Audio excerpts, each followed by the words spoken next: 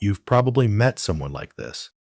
They talk about the life they're going to build, the business they'll start, the version of themselves they know they can become.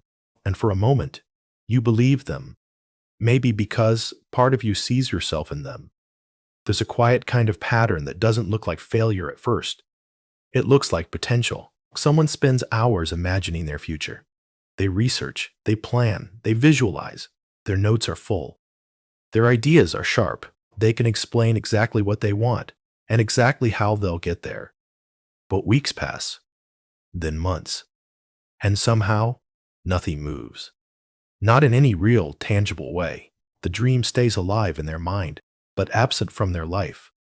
What makes this more confusing is that the same person might be highly capable, intelligent, self-aware, even disciplined in other areas. Meanwhile, someone else less informed, less prepared, starts before they're ready. They make mistakes. They move awkwardly. They don't overthink nearly as much, but they problemed, slowly, imperfectly, visibly. So you're left with a strange contrast. One person understands everything, but does nothing. The other understands less, but keeps moving forward.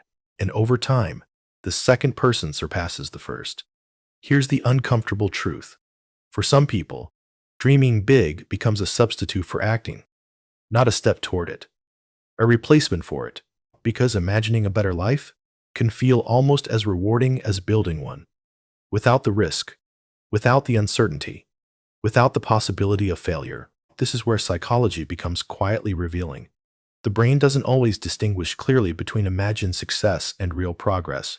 When you vividly picture achieving something, your mind can release small amounts of dopamine, the same neurotransmitter associated with reward and motivation. In simple terms, you can feel partially rewarded for something you haven't actually done.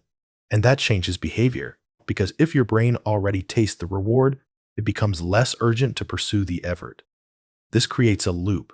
You imagine, you feel good, you delay action, you imagine again. Over time, the imagination becomes more detailed, and the action becomes more distant. Psychologist Gabriele Oettingen studied this phenomenon extensively. Her research on positive fantasies found something counterintuitive. People who frequently indulge in vivid, idealized visions of their future success are actually less likely to achieve those outcomes, not more, because the brain interprets the fantasy as partial completion.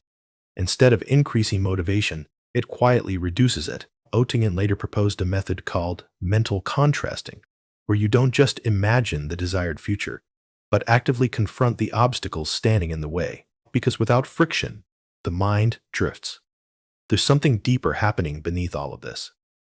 Dreaming, in itself, is not the problem. It's human. It's how we extend beyond our current reality.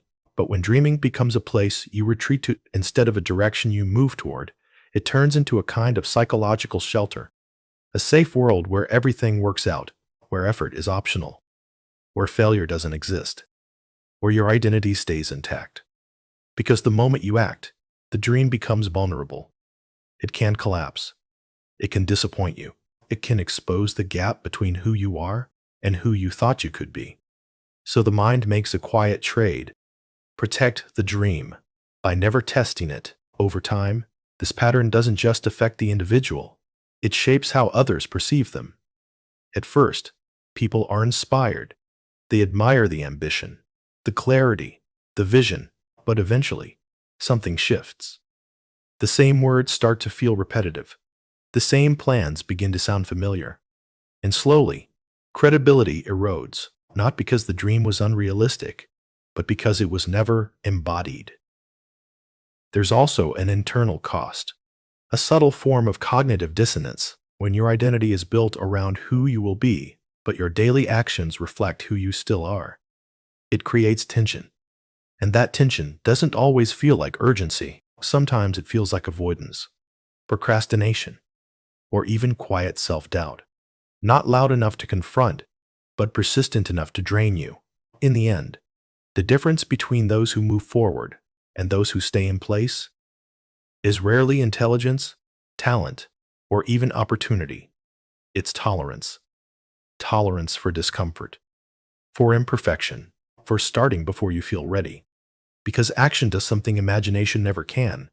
It forces reality to respond, and reality, unlike dreams, pushes back. But the deepest tense is not a sign you're failing. It's the only place where change becomes real. So the question isn't whether you dream big. Most people do. The real question is, are your dreams a vision you're building or a place you're hiding? Because at some point, the life you imagine and the life you live either begin to align or quietly drift apart.